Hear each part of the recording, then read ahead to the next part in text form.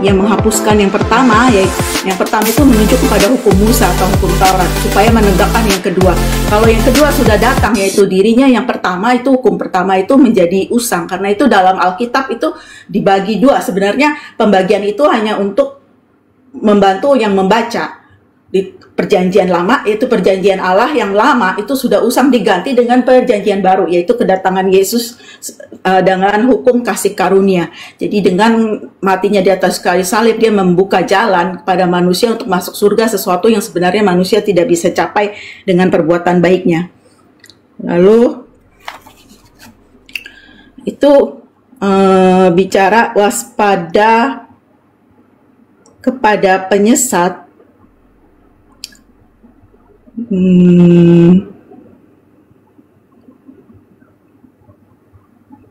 Begini, yang mengatakan Yesus adalah Allah itu adalah atau anak Allah adalah Allah sendiri. Itu kan pada waktu Yesus dibaptis, itu kan ada suara dari surga kan yang menyatakan, inilah anakku yang kukasihi, dengarkanlah dia. Dan di Ibrani juga dikatakan, di Ibrani 2 dikatakan,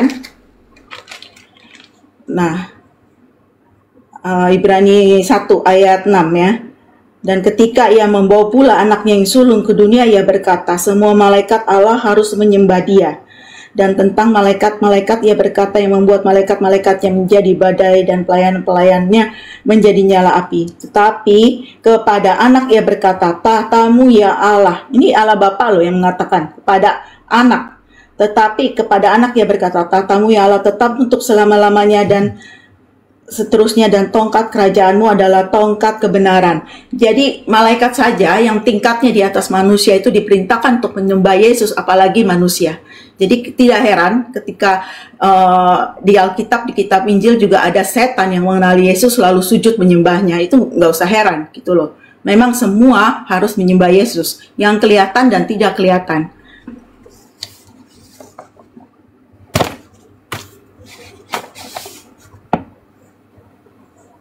Sudah, Kaneta? Sudah. Silakan, Ya. Brunda. Jadi kalau hari ini kita melihat saudara kita Kristen menyembah Yesus dengan pola yang disampaikan oleh saudara kita, berarti Kristen ini jelas bukan pengikut Yesus, tapi pengikut, mohon maaf nih, Anda sendiri yang mengatakan tadi iblis menyembah Yesus. Berarti Anda mencontoh iblis. Maaf nih, maaf. Anda membawa Markus 5, berarti Anda mencontoh orang gila. Karena di Markus 5 nomor 1 sampai nomor 20 itu orang gila yang menyembah Yesus. Mamanya bernama Maria, Yusuf adalah bapaknya, Nikodemus saudaranya, Thomas, Yudas, Yusuf itu tidak menyembah saudara kandungnya. Iblis menyembah Yesus, orang Majus menyembah Yesus, orang gila menyembah Yesus. Kristen hari ini menyembah Yesus. Ikut siapa? Itu yang harus Anda pahami. Sedangkan hukum Taurat itu mengajarkan menyembah kepada Eloah Abraham, Eloah Isa, Eloah Yakub, bukan kepada anak Maria, bukan kepada sepupunya Yohanes, bukan. Bahkan Yesus mengatakan nih, kalau saudara tadi mengatakan Taurat itu adalah bayang-bayang, berarti Anda betul pengikut iblis. Maaf sekali lagi. Karena hanya iblis yang merubah firman Tuhan.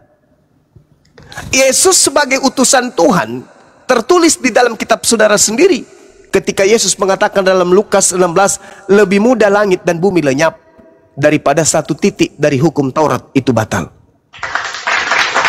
Itu ucapan Yesus. Saya ulang lagi. Kata Yesus, lebih mudah langit dan bumi lenyap. Coba, lebih mudah langit dan bumi lenyap daripada setitik dari hukum Taurat itu batal. Apatah lagi batal semua. Lebih mudah. Ada nggak kemudian yang bisa menghilangkan langit? Ada nggak yang bisa menghilangkan kemudian bumi? Ada. Coba. Ada yang bisa menghilangkan bumi? Nggak ada. Itu lebih mudah menghilangkan bumi, melenyapkan langit daripada membatalkan setitik dari hukum Taurat. Kata siapa? Kata Yesus. Jadi Kristen ini siapa rupanya, weh? Siapa Kristen ini? Siapa Kristen ini? Nah itu tadi, kembali kepada yang saya pertanyakan tadi. Yesusnya mengatakan, waspadalah kepada Yesus palsu yang datang kepadamu memakai namaku. Berkata, akulah dia. Dia akan menyesatkan banyak orang. Jadi kalau Yesus mengatakan lebih mudah langit dan bumi lenyap daripada satu titik dari hukum Taurat itu batal, lalu Paulus ini kerasukan apa? Ketika dia mengatakan bahwasanya dengan matinya Yesus di atas tiang salib, dia telah membatalkan hukum Taurat beserta segala ketetapan yang ada di dalamnya. Ini Paulus dapat kerasukan apa dia? Oh, dia kerasukan Tuhan. Kerasukan Tuhan yang mana? Tuhan Yesus. Oke. Kalau Paulus yang datang padanya adalah Tuhan, yaitu Yesus, maka coba Anda telah pakai akal. Siapakah engkau Tuhan? Akulah Tuhan yang engkau aniaya. Matching nggak tuh? Masuk akal nggak Tuhan dianiaya tuh? Akulah Tuhan Yesus yang dianiaya. Kan tidak masuk akal. Lalu siapa yang membisikkan Paulus ini sehingga membatalkan semua hukum Tuhan, sehingga dia berani mengatakan bahwa hukum Tuhan itu adalah tinja? Di dalam Amsal berapa? Di dalam Filipi 3 nomor berapa itu teman-teman? Nomor 8 kalau nggak salah. Dia katakan bahwa hukum Taurat itu adalah tinja, skubalon. Dan dikatakan di dalam Galatia 5 nomor 4. Bahkan dikatakan dalam Galatia 2 nomor 21. Apa yang dikatakan oleh Paulus kemudian? Kalau kamu mengharapkan ada kebenaran dalam hukum Taurat, maka engkau akan lepas dari kasih karunia. Jadi orang Kristen ini memandang hukum Taurat itu adalah tidak boleh lagi ada hukum Taurat. Sedangkan Yesusnya, subhanallah, dia mengatakan apa? Lebih mudah langit dan bumi itu hilang daripada satu titik dari hukum Taurat itu batal. Mana yang sakti nih? Kristen ini ikut siapa sebenarnya? Ikut Yesus. Tunggu dulu. Yesus berkata, hati-hati, akan datang penyesat dengan memakai nama Yesus Kristus. Akulah Yesus. Dia akan menyesatkan banyak orang. Coba Anda pikir, Yesusnya ketika hidup, dia adalah seorang Taurat. Dia adalah seorang praktisi Taurat yang taat. Yohanes 14 nomor 31, dunia harus tahu bahwa aku senantiasa mengasihi Bapakku. Aku senantiasa melakukan pekerjaan apapun yang diperintahkan oleh Bapakku untuk aku kerjakan. Ada nggak Yesus diperintahkan untuk ke gereja? Ada nggak Yesus diperintahkan untuk makan babi? Ada nggak Yesus diperintahkan kemudian ibadah minggu? Ada nggak? Nggak ada. Lalu Kristen ini mengikuti siapa? Mengikuti makhluk yang mengaku Yesus, yang datang membisikkan kepada setiap Kristen yang mereka katakan sebagai Roh Kudus. Itu juga lah yang datang, makhluk itu juga lah yang datang kepada Paulus. Aku Yesus yang kau aniaya. Ketika kemudian ada makhluk ini mengaku Yesus, apa pesan Yesus? Jangan ente percaya, jangan engkau mengikuti dia. Dia penyesat, memakai namaku. Jadi Yesus mengatakan kepada Yahudi akan ada Yesus penyesat. Jangan ikuti dia. Tertulis di mana? Lukas 21 nomor 8. Matius 24 nomor 24. Sebab Yesus palsu akan datang, dan Yesus palsu ini akan melakukan banyak tanda-tanda yang dahsyat. Yesus palsu ini akan melakukan banyak mujizat. Tujuannya sekiranya mungkin menyesatkan murid-murid pilihan juga. Camkanlah, aku telah mengatakannya terlebih dahulu kepadamu. Jadi apabila ada orang mengaku, aku melihat Yesus di sini, aku melihat Yesus di dalam bilik, aku melihat Yesus dalam padang gurun, jangan ente percaya itu Yesus palsu. Baca Matius 24 nomor 1, 2, 3, 4, 5, 6, 7, 8 sampai kepada 30, 31. Jadi hari ini kita bertanya nih, Saudara Kristen, kami belajar Bible. Yesus yang kami tahu di dalam Bible adalah seorang Muslim yang taat menyembah kepada pencipta langit dan bumi. Sedangkan Kristen, saudara-saudara kami yang kami kasihi, sibuk menyembah makhluk yang mengaku Yesus. Ini, silakan Anda luruskan kalau masih ada yang mau diluruskan. Demikian. Ini saya bacain ya, Galatia 5, kemerdekaan Kristen. Supaya kita sungguh-sungguh merdeka, Kristus telah memerdekakan kita. Karena itu berdirilah teguh dan jangan mau lagi dikenakan kuk perhambaan. Maksudnya kuk perhambaan apa? Hukum Taurat. Hukum Taurat itu memperhambakan diri manusia kepadanya. Karena tuntutannya kan harus sempurna, bisa terus tanpa gagal. Dan sebenarnya berujung kutuk. Jadi karena tidak bisa melakukan, ya berujung kutuk. Nah, tapi Kristen itu merdeka. Nah, ayat kedua ya, sesungguhnya aku Paulus berkata kepadamu, jikalau kamu menyunatkan dirimu, Kristus sama sekali tidak akan berguna bagimu. Jadi boleh saja masih mau melakukan hukum Taurat, masih sunat, masih nggak mau makan babi, terus apalagi hukum-hukum yang lain, tidak makan segala macam binatang-binatang yang haram di kitab Perjanjian Lama ya. Artinya apa? Kalau kamu menyunatkan dirimu melakukan hal-hal itu, Kristus sama sekali tidak akan berguna bagimu. Artinya penebusan Kristus Yesus itu tidak berlaku bagimu. Artinya apa? Kamu tidak di bawah hukum kasih karunia, bahwa kamu bisa masuk surga karena penebusan Kristus di atas kayu salib.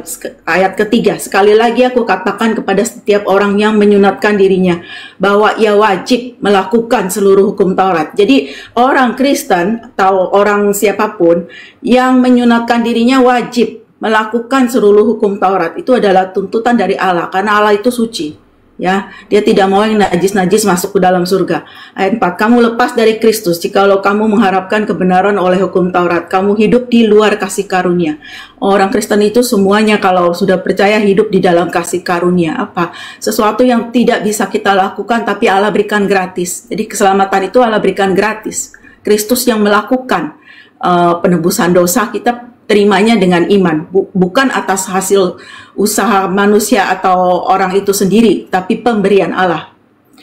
Nah, ayat 5, sebab oleh roh dan karena iman kita menantikan kebenaran yang kita harapkan. Sebab bagi orang-orang yang ada di dalam Kristus Yesus, hal bersunat atau tidak bersunat tidak mempunyai suatu arti. Hanya iman yang bekerja oleh kasih. Jadinya kalau orang sudah percaya kepada Kristus, mau disunat, kalau mau disunat boleh, tapi bukan untuk tujuan untuk keselamatan, untuk tujuan kesehatan itu boleh. Karena Allah itu kan melihat motivasi. Jadi kalau kamu berpikir, oh aku harus melakukan ini dan itu supaya masuk surga, justru itu membawa kamu ke neraka. Itu artinya. Sebab hanya iman yang bekerja oleh kasih. Kasih apa? Kasih yang Allah miliki. Allah itu menunjukkan kasihnya kepada manusia yang tidak bisa berbuat kasih dengan jalan memberikan dirinya sendiri, mati menebus dosa manusia di atas kayu salib. Lalu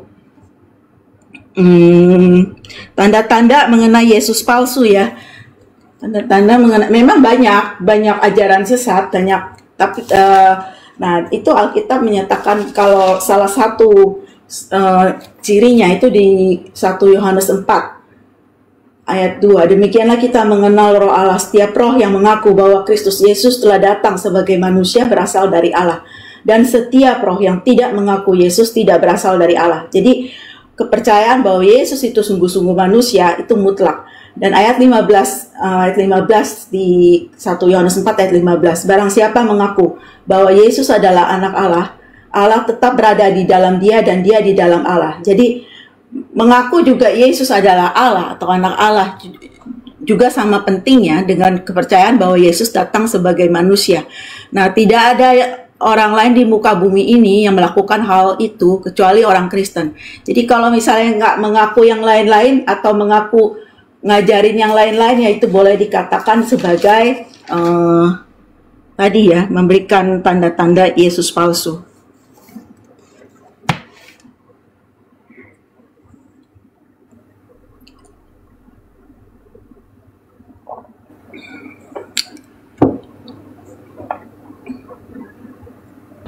Sudah kan, Neta? Dah. Ya, silakan. Iya, baik. Jadi jelas di sini Tuhan mengatakan di dalam Ulangan 27 nomor 26. Terkutuklah orang yang tidak melakukan hukum Taurat dengan perbuatan. Paulus sanggah tuh. Paulus mengatakan apa? Jika engkau mengharapkan kebenaran dari hukum Taurat, kamu lepas dari karunia, engkau lepas dari Kristus. Tuhannya mengatakan, kalau ente tidak melakukan hukum Taurat, ente aku kutuk. Paulus mengatakan, tunggu. Jangan dengarkan itu, kau harus dengarkan aku. Kalau kau sunatkan dirimu, kalau kau kemudian mengharapkan kebenaran dari hukum Taurat, kamu akan keluar dari kasih karunia. Kamu hidup di luar kasih karunia. Kamu lepas dari Kristus. Nah sekarang Kristen ini ikut siapa? Itu sederhananya tuh. Sederhananya itu di situ. Yesusnya mengatakan lebih mudah langit dan bumi lenyap. Kata Yesus. Kata Tuhannya Yesus. Yang dimaksud di sini adalah Bapa yang mengutus dia. Orang yang tidak mempraktekkan hukum Taurat dengan perbuatan, terkutuklah dia. Nah, jadi Yesus mengatakan bahwasanya hukum Taurat itu jangan kau tidak lakukan. Kalau kau tidak lakukan, kamu dikutuk oleh Tuhan. Makanya dikatakan dalam Matius 5 nomor 19, orang yang meninggalkan hukum Taurat, membatalkan hukum Taurat dan mengajarkan kepada orang lain untuk membatalkan, maka dia akan menempati tempat terhina dalam kerajaan langit. Tapi Paulus karena kedatangan makhluk yang mengaku Yesus, dibantah firman Tuhannya. Kamu lepas dari Kristus jikalau kamu mengharapkan kebenaran oleh hukum Taurat. Kamu hidup di dalam kasih karunia, di luar kasih karunia, kalau kamu masih mengharapkan kebenaran dari hukum Taurat. Bahkan kalau kita melihat seperti yang dibacakan oleh saudara kita tadi, dikatakan gini, supaya kita Kristen sungguh-sungguh merdeka. Kristus telah memerdekakan Kristen. Karena itu berdirilah teguh dan jangan lagi kamu dikenakan kuk penghambaan. Apa kuk penghambaan ini katanya? Yaitu perintah-perintah Tuhan harus ditinggalkan yang ada di dalam hukum Taurat. Ini apa maksudnya? Tipikal Kristen yang kemudian lari dari perintah-perintah Tuhan, bahkan membebaskan diri dari hukum-hukum Tuhan, sama seperti ajakan iblis yang datang kepada Adam agar meninggalkan perintah-perintah Tuhan. Jadi ketika Adam diberi perintah, hei Adam, jangan kamu mendekati buah pengetahuan baik dan jahat. Iblis datang tuh, jangan kau dengarkan, jangan mau diberikan lagi, dibawa ke penghambaan, jangan. Justru kalau kau makan kau akan hidup yang kekal, kata iblis. Nah, ketika Yesus datang mengajarkan, barang siapa yang meniadakan hukum Taurat meskipun yang paling terkecil dan mengajarkan kepada orang lain, maka dia akan menempati tempat terhina dalam kerajaan langit. Lebih mudah langit dan bumi lenyap daripada setitik dari hukum Taurat itu batal. Paulusnya datang tuh. Tapi bukan Paulus datang begitu saja. Sebelumnya dia dilantik dulu. Dilantik oleh siapa? Oleh makhluk yang ngaku-ngaku Yesus. Hei Paulus, sini. Ya paman, aku Yesus lo yang kau aniaya. Apa? Kenapa? Kamu ajarkan semua orang untuk menyembahku ye. Kamu pokoknya selamat. Kamu pokoknya selamat. Ini yang terjadi kepada Yesus di Lukas 4 nomor 6. Hei Yesus, ya paman, sembah aku, kata iblis. Kalau kau sembah aku wahai Yesus, maka segala kuasa langit dan bumi akan aku berikan kepadamu, sebab aku berkuasa memberikan kepada siapapun yang aku kehendaki. Itu kata iblis.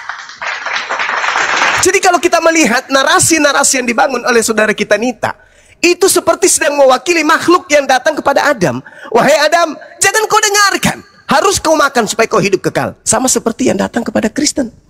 Kamu tidak boleh lagi tunduk di bawah kuk penghambaan, yaitu hukum Torah. Kamu harus bebas sebebas-bebasnya. Ini kok ada kemiripan gitu loh. Ada kemiripan. Makanya Yesus berkata, waspadalah kepada penyesat. Coba kalau kita lihat di dalam Matius 24 nomor 15-nya. Apabila sang pembidasa keji duduk di tempat yang suci, maksudnya dia adalah penjahat yang bertopengkan manusia suci. Apa itu manusia suci? Ya tentu anak-anak Tuhan. Karena Tuhan tidak mungkin kotor, maka orang-orang suci ya mengaku anak Tuhan. Apabila kamu melihat orang pembinasa keji ini duduk di tempat yang kudus seperti yang dinubuatkan oleh Nabi Daniel, nah, barulah kamu akan melihat. Apabila ada orang berkata kepadamu, ada Yesus di sini, ada Yesus di sana, jangan kamu percaya. Apabila ada orang berkata, ada Yesus di padang gurun, ada Yesus dalam bilik, jangan kau percaya. Siapa dia? Dia adalah sang pembinasa keji. Sebagaimana yang dinubuatkan di kitab Nabi Daniel, Daniel 7 nomor 25. Pembinasa keji ini itu memutarbalikkan firman yang maha tinggi. Nah, firman yang maha tinggi mengatakan apa? Terkutuklah orang yang meninggalkan hukum Taurat, tidak mempraktekkan hukum Taurat yang perbuatan. Nah, sang pembinasa keji membantah itu. Oh tidak, justru hukum Taurat itu sampah. Hukum Taurat itu skubalon, tinja. Tak boleh lagi kita taat kepada hukum Taurat itu. Kita sudah merdeka. Ini kata siapa? Kata si pembinasa keji. Itu kata siapa? Menurut Yesus. Menurut Yesus, sang pembinasa keji ini akan menentang sang yang maha tinggi. Di mana tertulis? Matius 24 nomor 15. Apa tanda-tandanya? Sang pembinasa keji mengaku bertemu dengan Yesus di padang gurun, mengaku bertemu Yesus di dalam bilik. Dan itu mohon maaf, itu sangat kuat terindikasi adalah Paulus, pendiri agama Kristen. Demikian. Matius 24 ayat 15, pembinasa keji itu tidak bicara mengenai Paulus, itu bicara mengenai nubuat dari Nabi Daniel yang sudah digenapi. Ya, jadi nggak ada hubungannya sama Paulus. Nah, jadi gini Pak, jadi kita orang Kristen itu merdeka, tidak usah melakukan hukum Taurat itu untuk menyelamatkan diri kita sendiri lagi, ya. Karena tuntutan Allah itu kan harus sempurna. Yesus menyatakan karena itu engkau harus sempurna, sama seperti Allah adalah sempurna. Gak ada manusia yang bisa sempurna, Pak. Jadi itulah sebabnya Yesus datang ke dalam dunia. Dia itu menggenapi semua tuntutan hukum Taurat dalam hidupnya. Dia melakukannya tanpa celah, tanpa dosa sepanjang hidupnya. Nah, dengan itu karena dia juga adalah Allah, penebusannya di atas kayu salib itu mampu menebus semua dosa yang dunia lakukan. Itu ada di Yohanes 9, Yohanes 6 ayat 29 ya. Ya, lihatlah anak domba Allah yang menghapus dosa dunia. Jadi semua dosa yang dilakukan orang di dalam dunia, mulai dari dunia itu ada sampai nanti dunia itu kiamat, itu Tuhan Yesus itu menyediakan pengampunan atau penebusan dosa.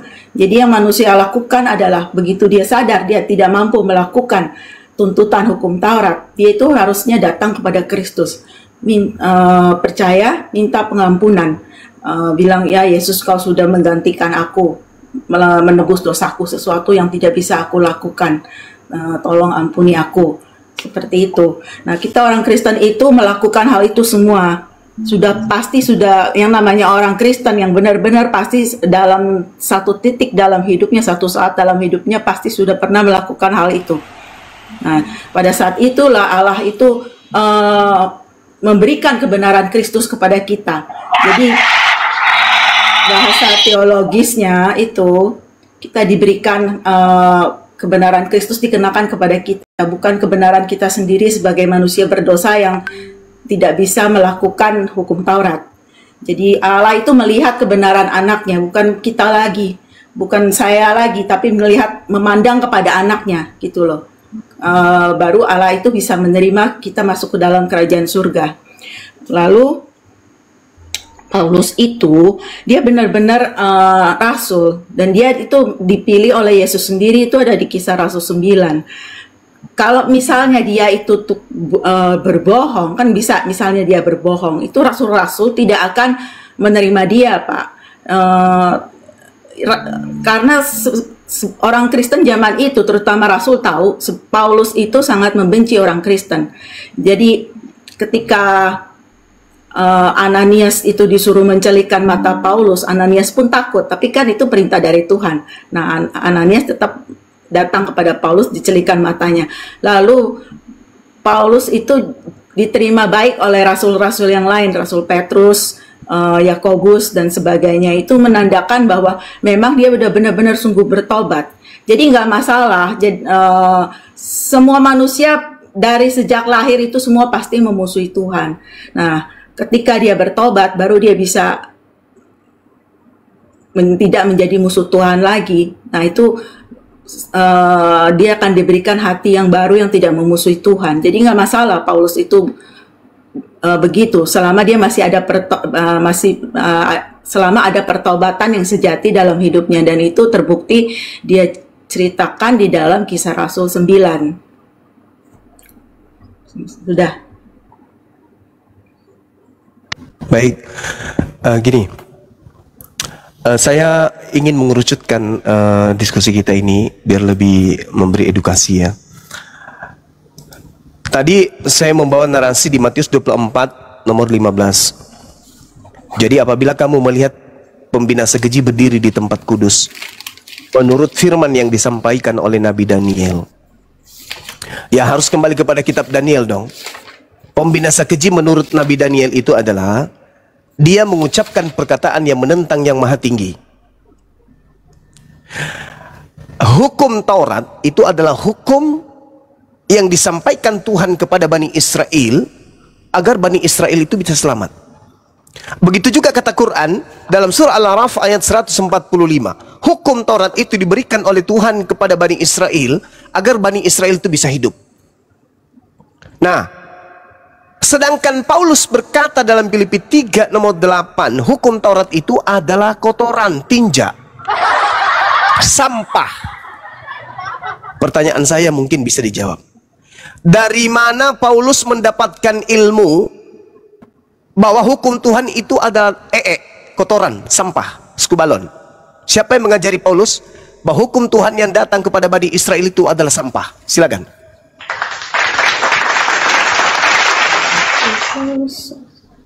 Oh ya, Filipi ya. Ya. Filipi 3 ayat 8.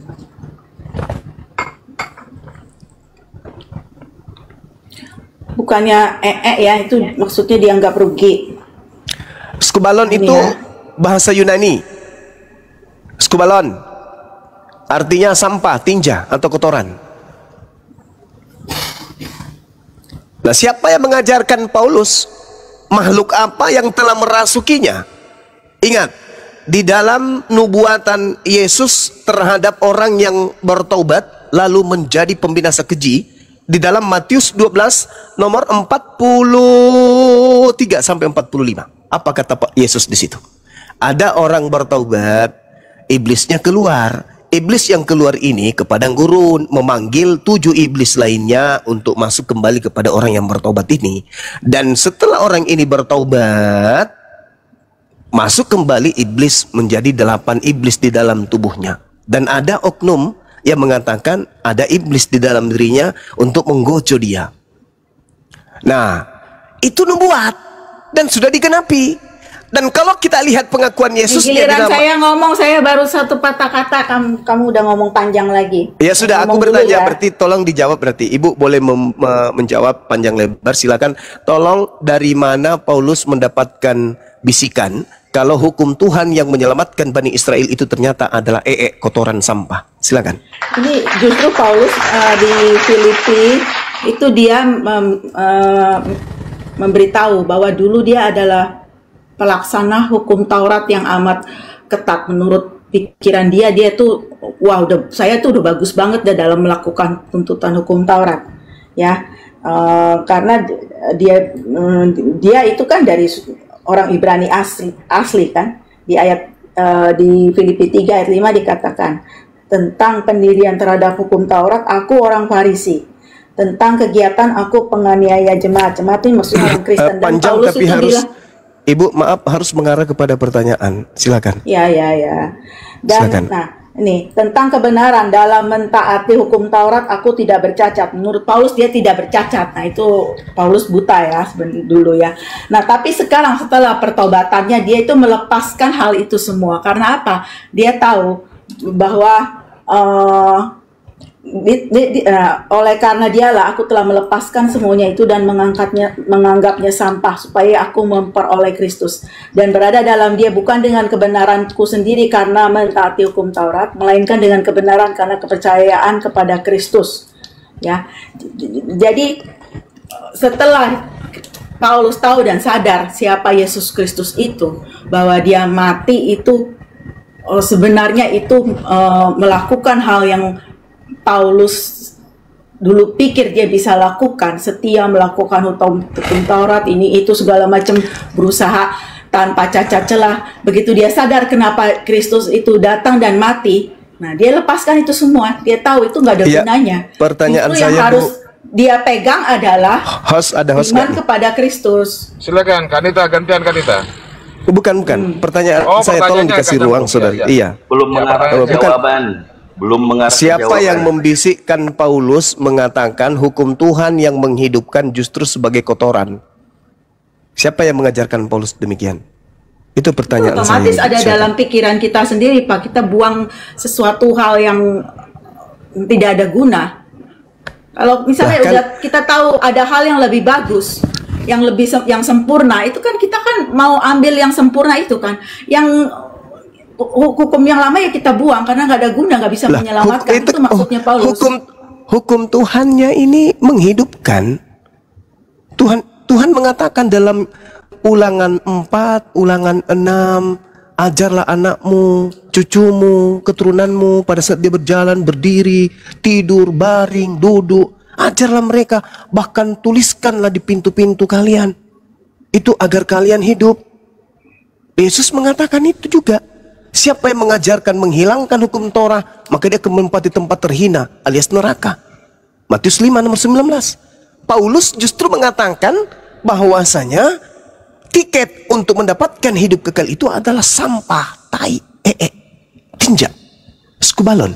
Nah, pertanyaan saya, ini Paulus mendapatkan bisikan dari siapa?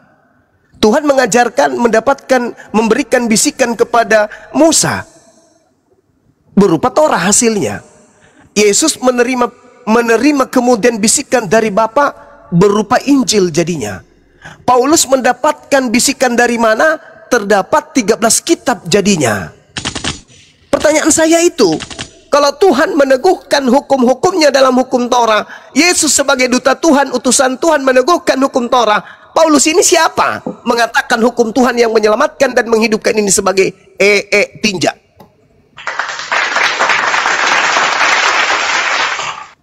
Dapat ilmu dari mana Paulus ini, Bu? Silakan.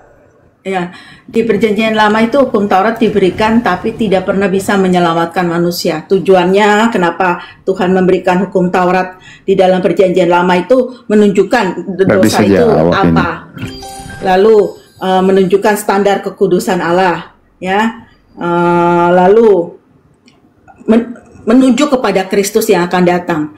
Jadi kalau misalnya orang-orang Israel itu melakukan upacara penembusan dosa zaman perjanjian lama, itu harus mereka tahu nanti akan ada yang lebih yang sempurna yang akan datang, yaitu Kristus, yaitu Mesias. Harusnya itu gitu loh. Nah, dan kalau yang Kristusnya sendiri sudah datang, ya yang Bu, pertanyaan Bu, jawab. Pertanyaan saya, Ibu, siapa yang ngajarin Paulus menghujat hukum Tuhan? Mengatakan hukum Tuhan itu adalah tinja. Siapa yang mengajarkan Paulus itu? Yesus sendiri. Kan Yesus angkat dia sebagai rasulnya. Yesus yang mana yang mengajarkan membuat Yesus yang memanggil Paulus menjadi rasul di Kisah Rasul 9. Nah, Yesus yang mana dulu? Kalau ketika Yesus Paulus itu ada di mana tadi? Ada di kitab apa? Filipi kan? Ya kan? Filipi 3 ini. Kan? Nih kalau kamu baca nih ya, Filipi 3 ya. Ini kan Filipi 3 surat Paulus kepada jemaat di Filipi. Apa kata pembukaannya? Dari Paulus dan Timotius, hamba Yesus Kristus. Nah, Yesus yang mana? Kalau Yesus hamba Yesus Kristus. Ibu. Jadi dia menulis di bawah otoritas dari Yesus Kristus. Gitu Yohanes 17 nomor 8, Ibu. Yesus mengatakan segala firman yang Tuhan berikan kepadaku telah aku sampaikan kepada mereka. Ada enggak firman yang diterima murid-murid Yesus sebelum Yesus terangkat ke langit mengatakan hukum Tuhan itu Ada nggak? Kalau tidak ada, berarti yang datang menyampaikan firman kepada Paulus bukan Yesus. Saudara Love, thank you. Gini ya, Ya, silakan. kita orang Kristen tahu bahwa semua penulis Alkitab itu diilhami oleh Roh Kudus, dan ada ayat yang menyatakan bahwa semua yang ditulis ini sudah cukup untuk mengantar manusia kepada keselamatan. Jadi Alkitab ini sudah cukup, dan masih ada hal-hal lain yang dilakukan oleh Yesus Kristus.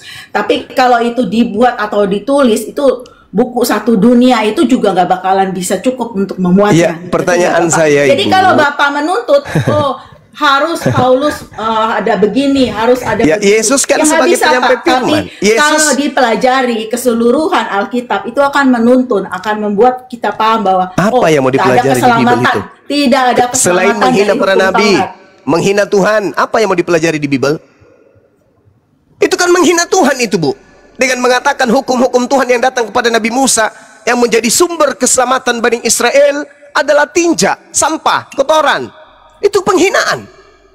Sekarang pertanyaan saya, seketika Anda mengatakan Yesus yang mengajarkan, Yesus Bukan sudah penghinaan. Jangan anggap selalu kata-kata seperti itu penghinaan, tergantung dari mengatakan motivasinya. ucapan Pak Prabowo itu sebagai tinja itu hinaan, apalagi ucapan Tuhan. Karena yang benar, yang sejati itu sudah datang. Nah, Siapa yang sejati yang Anda maksud? Yesus Sedangkan Kristusnya sudah datang. Yesus Jadi yang mana? Di mana, saudariku? Di mana, saudariku? Yesus mengajarkan ucapan itu. Di mana Yesus mengajarkan ucapan bahwa hukum Tuhan yang datang kepada Musa itu adalah tinja? Di mana Yesus mengajarkan itu? Segala firman yang engkau berikan kepadaku telah aku sampaikan. Nah, mana? Mana penyampaian Yesus kalau hukum Tuhan yang datang kepada Bani Israel itu adalah tinja? Mana? Ada? Nggak ada kan? Paulus menulis suratnya nanti di tahun 50 mulai. Siapa yang datang kepada Paulus di tahun 50 itu? Sedangkan Yesus menamatkan ajarannya di tahun 33. Dan tidak pernah Yesus mengatakan bahwa hukum yang datang kepada Musa adalah tinja. Siapa ini? Pembinasa keji, bukankah dia? Kalau dia bukan pembinasa keji, berarti derajat dia lebih tinggi daripada Yesus anak Maria. Kenapa? Yesus anak Maria sebagai utusan Tuhan yang dibekali dengan mukjizat tidak pernah terlontar dari mulutnya, bahkan pikirannya sekalipun, kalau hukum Tuhan yang datang kepada itu adalah tinja. Coba Anda lihat apa yang Yesus katakan di dalam Yohanes 2. Yohanes 2 nomor 29. Apa yang Yesus sampaikan di sana? Apa yang Yesus sampaikan kemudian ketika dia bercerita tentang dirinya? Yohanes 8 nomor 29. Bapa tidak membiarkan aku seorang diri. Bapa senantiasa menyertai aku, sebab aku senantiasa melakukan apa yang berkenan di dalam hatinya. Berkenan tidak Tuhan kalau ada orang mengatakan hukum-hukumnya itu adalah tinja, sampah? Berkenan nggak Tuhan? Kira-kira deh. Berkenan nggak Tuhan?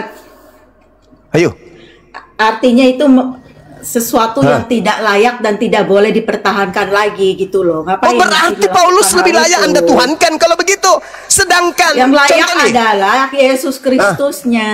Kan ya, Yesus yang mana? Yesus yang mana? Karena Yesus yang mana? Ayat 8 kan? Yesus yang mana, Ibu? Karena pengenalan akan Kristus Yesus Tuhanku lebih mulia dari semuanya. Oke, berarti Paulus sudah kedatangan Yesus yang adalah bukan anak Maria. Karena seluruh murid Yesus di dalam ucapan Yesus itu sendiri, tidak ada satupun di antara mereka murid-murid Yesus yang asli menganggap Yesus itu Tuhan. Siapa kata? Kata Yesus. Di mana dalilnya? Yohanes 17 nomor 8, segala firman yang kau berikan kepadaku telah aku sampaikan kepada mereka, dan mereka telah menerimanya, dan mereka percaya bahwa engkaulah yang telah mengutus aku. Murid-muridnya telah menerima segala firman dari Yesus yang berasal dari Sang Bapa, dan muridnya percaya Yesus rasul, utusan Tuhan. Sedangkan Paulus ketika kedatangan sosok Yesus, katanya Yesus adalah Tuhan. Mana yang betul? Pengakuan Yesusnya atau pengakuan Paulusnya. Dan ingat, di antara Yesus dan Paulus ada Yesus palsu. Yesus mengatakan, waspadalah kepada Yesus palsu yang datang kepadamu dengan memakai namaku dan berkata, akulah Kristus. Dia akan menyesatkan banyak orang. Ayo. Jadi kalau kita melihat Ibu, mohon maaf nih, bukan saya menggurui. Matius 24 nomor 15 itu, di Daniel jelas sekali dikatakan, dia sang pembinasa keji mengucapkan perkataan yang menentang yang maha tinggi. Yang maha tinggi mengatakan hukum Taurat itu menghidupkan. Hukum Taurat itu mensucikan. Hukum Taurat itu nggak ada hubungannya dengan Paulus, Matius. Kan tadi saya udah bilang. Lalu yang dinubuatkan oleh Daniel ini siapa? Yang menentang yang maha tinggi. Yang mengatakan hukum yang maha tinggi itu sampah tai, itu siapa? Itu kalau nggak salah bicara mengenai kejatuhan Yerusalem deh. Nggak ada hubungannya dengan Paulus. Itu nggak bicara. Kejatuhan Yerusalem itu kaitannya dengan Paulus juga. Nggak ada hubungannya. Nah sekarang ya, tadi kan dibilang ya. Saya tolak mentah-mentah ya tadi ya klaim yang Oke, tadi. begini Ibu. Ya, Ibu silakan kan Anda berbicara. Murid Yesus silakan tidak Ibu ada yang berbicara setelah Yesus ini. Allah. Setelah ini silakan Ibu berbicara. Adakah Yesus menentang hukum Taurat? Kalau ada, tolong tunjukkan dalil. Dan bandingkan dengan pengakuan Yesus bahwa hukum Taurat itu adalah sampah, tinja. Ayo, berikan satu data dari pengakuan Yesus bahwa hukum Taurat itu adalah sampah. Itu tertulis di mana? Seorang Yesus yang adalah lahir tanpa ayah, dia adalah penginjil, dia adalah rabi, dia adalah anak Tuhan katanya, tidak pernah berani mengatakan itu. Yesus dalam Yohanes 12 nomor 49, apa yang dikatakan oleh Yesus? Ini jangan kaget ya Bu ya. Yesus mengatakan bahwa segala firman yang aku tidak berkata-kata dari diriku sendiri. Apa yang aku katakan adalah apa yang diperintahkan kepadaku untuk aku katakan dan aku sampaikan. Jangan kaget. Baca nomor 50-nya. Dan aku tahu bahwa perintahnya itu adalah hidup yang kekal. Hukum Taurat itu apa? Hidup kekal kan? Kenapa Paulus mengatakan hidup kekal itu adalah sampah? Hukum Taurat buntutnya adalah maut, ujungnya maut, karena nggak bisa melakukan kata siapa? hal itu. Nah ini saya tanya, kata siapa hukum Taurat itu maut? Galatia 3. Nah Paulus berarti kan? Lagi-lagi Paulus kan? Sama, Paulus aja yang mengatakan hukum Tuhan itu adalah sampah.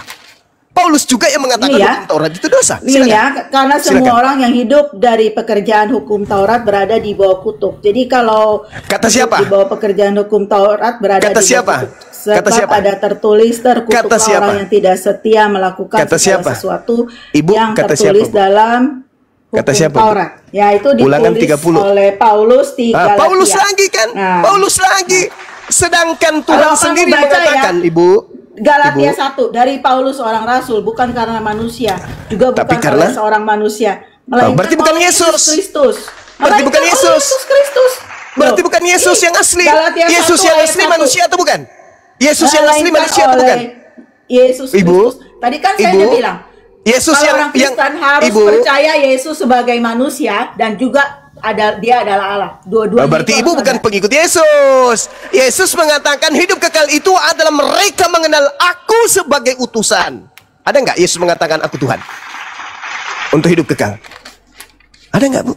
Sedangkan di dalam kajian yang diajarkan oleh Yesus di sinagoge, coba Anda baca Ulangan 30 nomor 11. Sebab perintah hukum Taurat yang kusampaikan kepadamu pada hari ini tidaklah terlalu sukar bagimu dan tidak pula terlalu jauh. Itu kata Tuhan.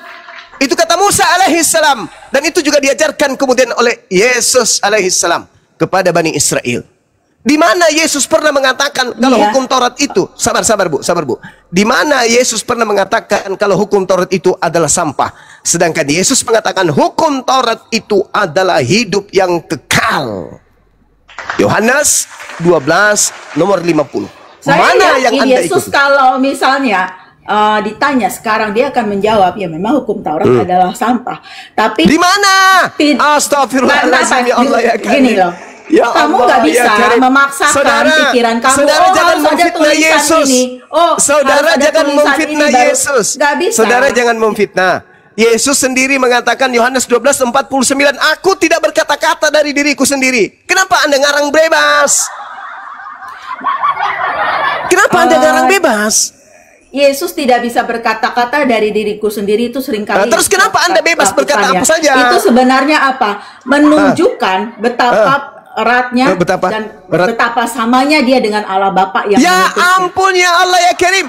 Kalau pencipta langit dan bumi, Mazmur 33:9, aku hanya berkata seenak perutku, maka semua akan terjadi. Baca Yesaya 55 nomor 11. Aku memberi perintah, aku bebas mengatakan apa saja.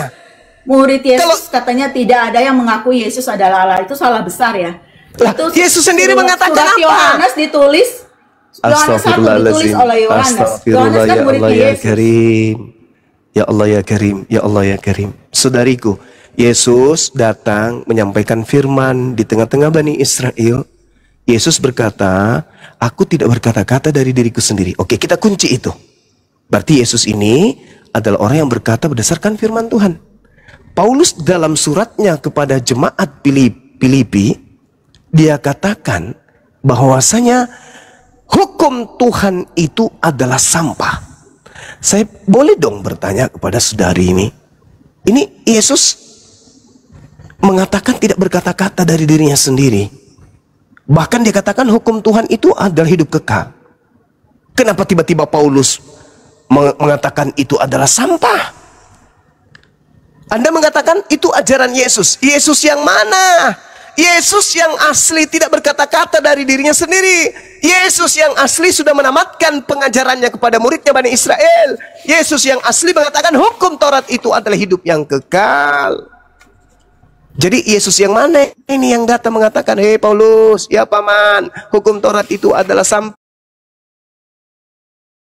Ibu, waspadalah kepada penyesat yang datang kepadamu dengan memakai namaku dan berkata, akulah dia. Waktunya sudah dekat, jangan kamu percaya, jangan kau ikuti mereka. Ada datang benar-benar tahun 50, datang kepada Paulus, akulah Yesus. Lalu memerintahkan kemudian Paulus mengajarkan orang-orang melakukan agama Kristen. Sedangkan Yesus yang asli tidak pernah mengajarkan ajaran Kristen. Yesus yang datang kepada Paulus mengajarkan menjadi Kristen.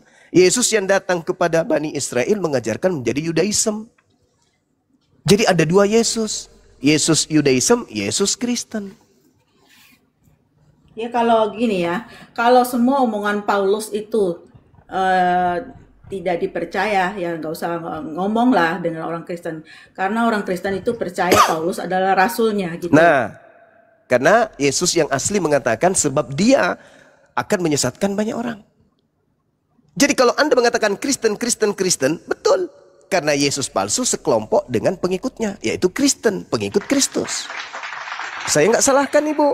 Saya cuma menggeliti akal sehat Ibu. Yesusnya meminta waspada kepada penyesat yang datang.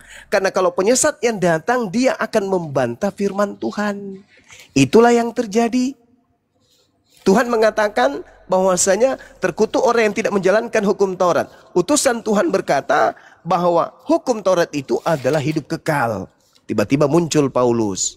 Kedatangan oknum mengaku Yesus, mendirikan sebuah sekte bernama Kristen. Pengikutnya menentang ajaran dari Tuhan. Kisah Rasul, gitu. Kisah Rasul 13 ayat 39. Ya.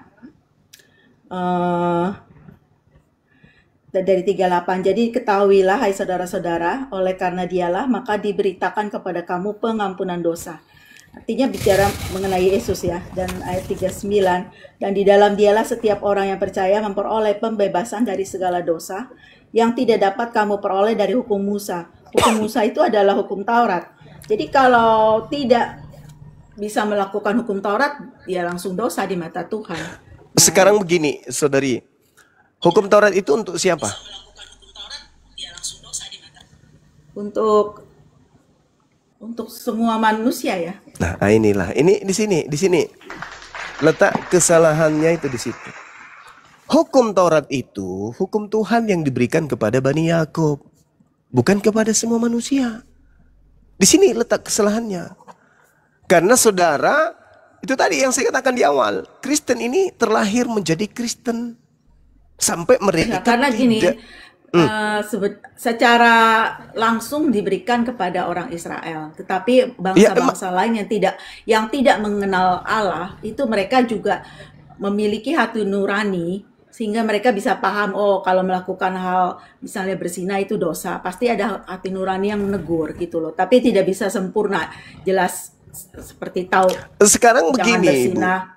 Nah, Sekarang begini. Ketika hukum Tuhan itu datang, itu mengikat kepada siapa hukum itu datang. Zina dikenakan kepada hukum zina dikenakan kepada orang yang mendapatkan hukum zina. Jangan berzina. Itu perintah kepada siapa? Kepada Bani Israel. Di luar Bani Israel ada nggak perintah jangan berzina? Nggak ada. Contoh, anak-anak Adam. Ada nggak perintah nikah? Nggak ada. Berarti mereka berzina. Dihitung berzina sekiranya ada hukum pada saat itu. Tapi tidak dihukum zina karena tidak ada hukum datang kepada mereka. Nah, hukum zina berlaku kepada Bani Israel. Orang-orang Roma ketika mereka ingin melakukan sesuatu hubungan laki perempuan, ya itu tidak dihukum berzina. Karena hukum itu tidak datang kepada mereka. Makanya dikatakan Bani Israel umat pilihan, bangsa pilihan. Karena mereka dipilih oleh Tuhan, diberikan hukum. Di luar mau hidup seperti binatang, silakan aja. Karena tidak ada hukum yang datang kepada mereka. Tapi ketika ada hukum zina, itu mengikat Bani Israel. Makanya lucu ketika Yesus datang, mati untuk orang Kristen. Nih, untuk orang di luar orang Israel itu ada berlaku Roma 2 ayat 14 sampai 15. Apabila bangsa-bangsa lain yang tidak Loloskan memiliki dulu, hukum Ibu. Taurat secara naluriah melakukan apa yang dituntut hukum Taurat, maka mereka walaupun tidak memiliki hukum Taurat menjadi hukum Taurat bagi mereka sendiri. Artinya apa?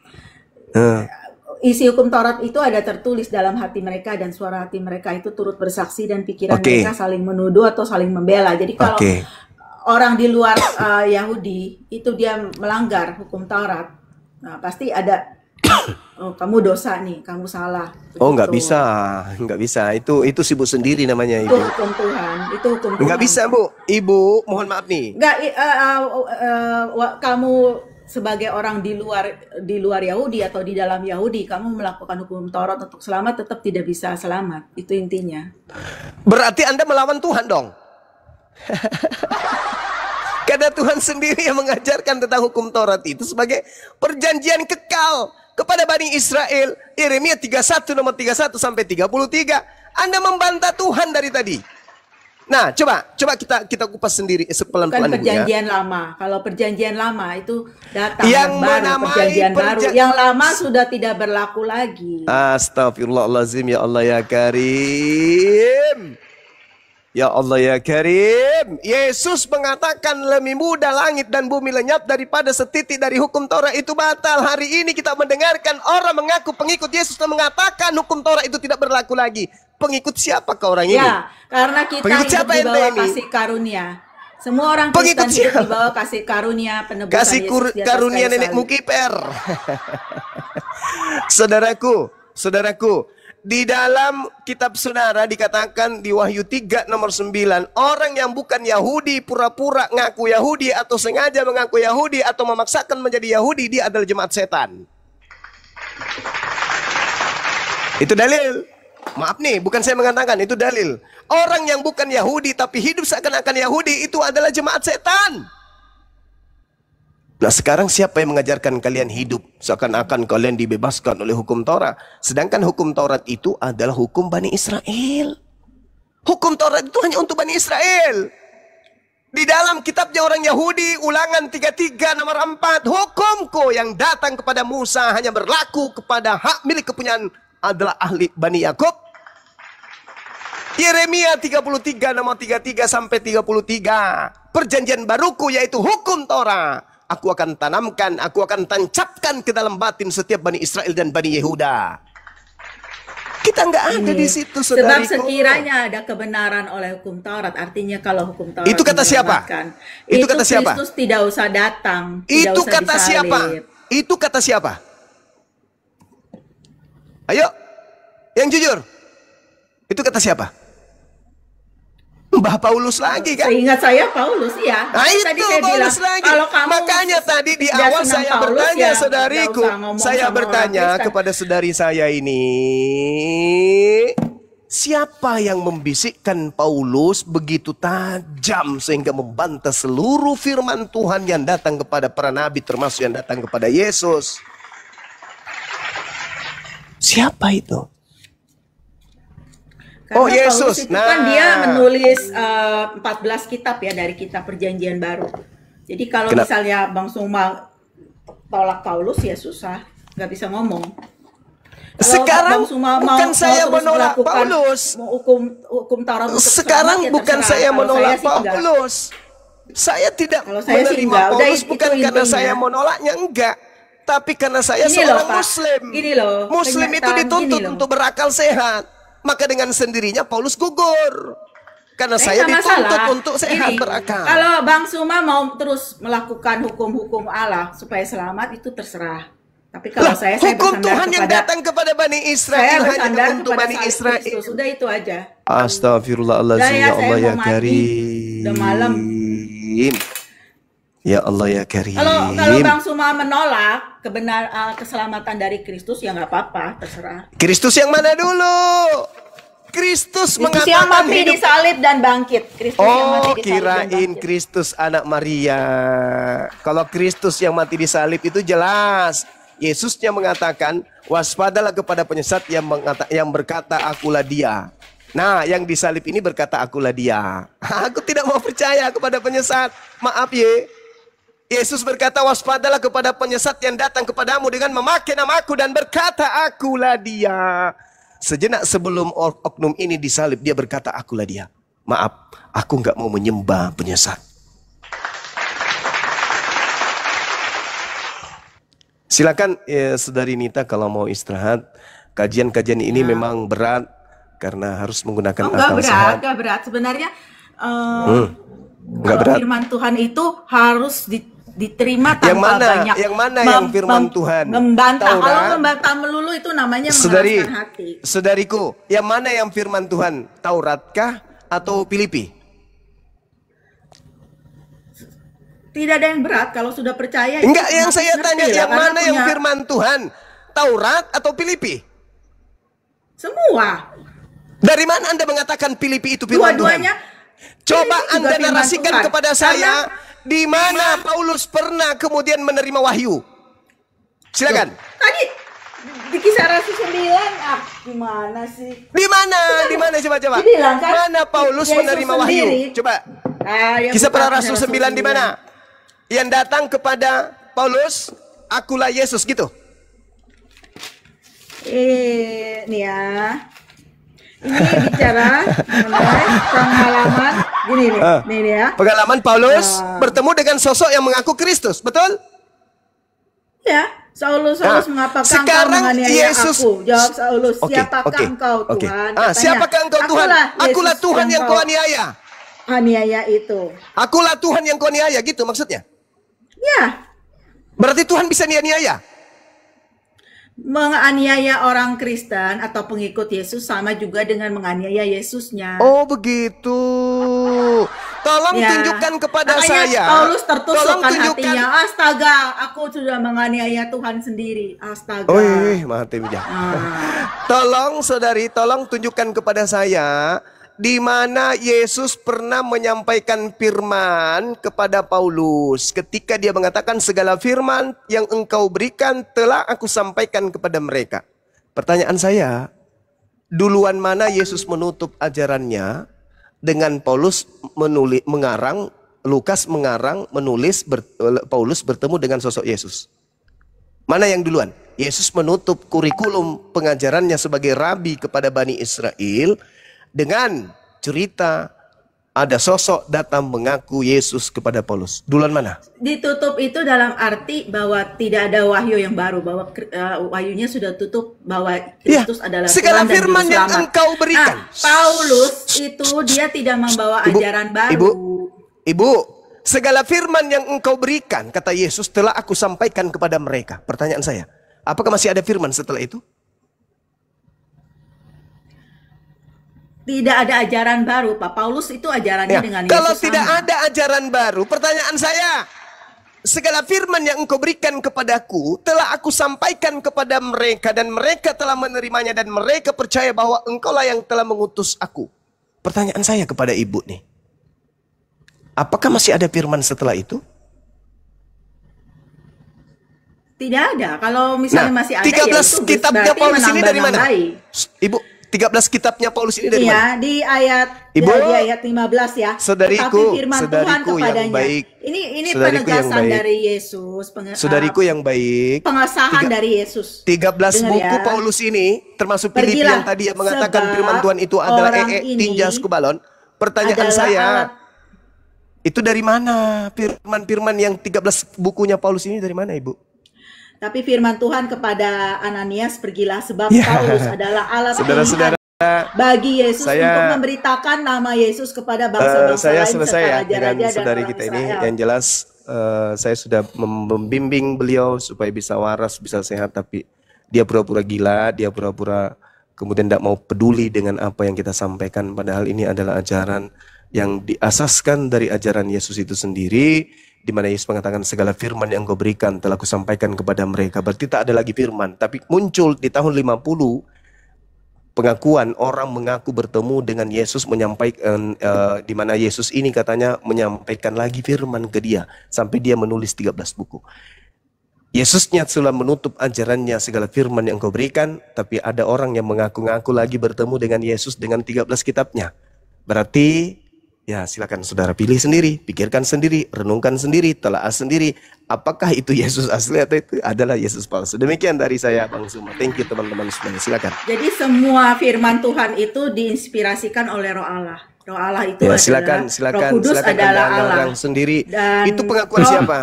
Itu pengakuan Roh siapa? Kristus juga. Itu pengakuan siapa? Di 2 Timotius. Di Itu 2 siapa? Timotius. Siapa yang nulis Timotius itu? Timotius. Iya, siapa? Timotius yang nulis. Siapa lagi itu Timotius? Siapa lagi dia? Anak angkatnya apa? Paulus. Paulus. Ya, Paulus Ya, itu silakan, rasul besar, silakan. Pak. Silakan Anda berkiblat ke catatan-catatan itu. Saya berkiblat ke Yesus. Segala firman yang kau berikan Gini loh, telah aku sampaikan. dalam Kristen Nah, juga ada selesai tuh kita. cabang yang namanya Advent. Dia nggak percaya, Ya. ada yang ekstrim tidak percaya Silakan, tulisan Paulus. silakan. Dan buat kami itu bukan orang Kristen. Gitu ya. Ya, saya silakan turun ya. Ibu, silakan. Ya, silakan. Makasih ya, Bu ya.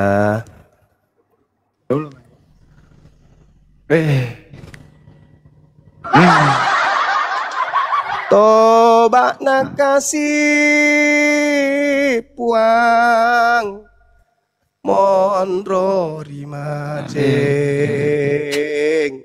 ucampa no ucampa aronu tapi dek nasau otakmu malesek gimpetoni ulumu. Uruk semangatmu. Ya aku campak nih aro mula merupa. Masolang. Masalah generasi. Oke teman-teman sekalian, mungkin ada yang ingin melanjutkan baik dari Islam maupun dari Kristen, waktu dan tempat disilakan. Madodong, madodong, Cairan. otak lama rupa. Memang syarat untuk diskusi itu harus pandai bahasa Indonesia. Ini lain ditanya, lain dijawab. Siapa yang mengajari Paulus mengatakan hukum Taurat itu sampah? Dia jawab Yesus.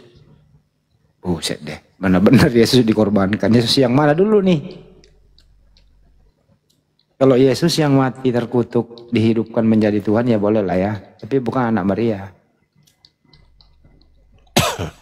Silakan, silakan. Ini Toko semen. Gonda Juma, izin bentar. siap, siap. Yang di bawah follow akunku dong, 1000 aja. Akun baru masih 0 nih. Follow dulu ya. Lanjut Pak Andi. Ya. Komentari. Iya, sebelum disapa nggak bakalan dibuka mute-nya itu. Bang Tumen. Silakan Bang Tumen. Ya, hadir.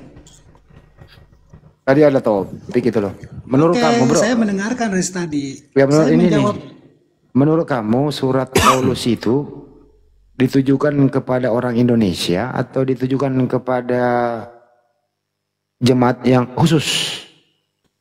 Gimana? Silakan.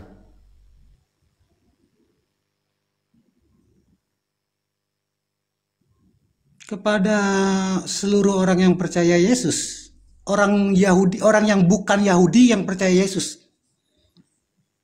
Tapi nggak ada orang Indonesia disebut di situ disebut oh, jemaatku di Efesus, di Roma, di Galatia, di Filipi gitu. Nggak ada disebut di Pulau Jawa. Kenapa ya? Dia belum sampai ke sini, Gimana tuh? Bang. Kan jaraknya jauh, Bang. Paulus kan daerah-daerah di sekitar situ kan berdekatan, Bang. Bisa Iya jalan maksudnya, kaki. maksudnya bang suratnya itu kan kepada jemaatku di Galatia.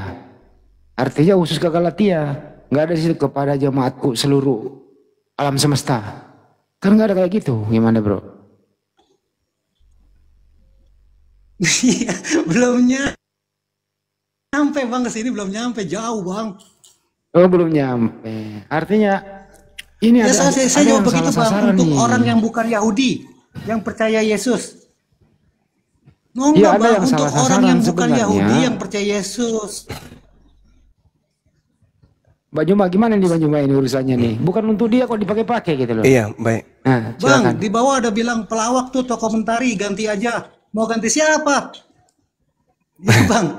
Terusin Kita aja, belajar lanjut. sama-sama Bang ya. Penonton bilang toko mentari pelawak, katanya ganti aja. Mau ganti Ya, siapa? Nggak ada orang lagi. Mohon izin teman-teman.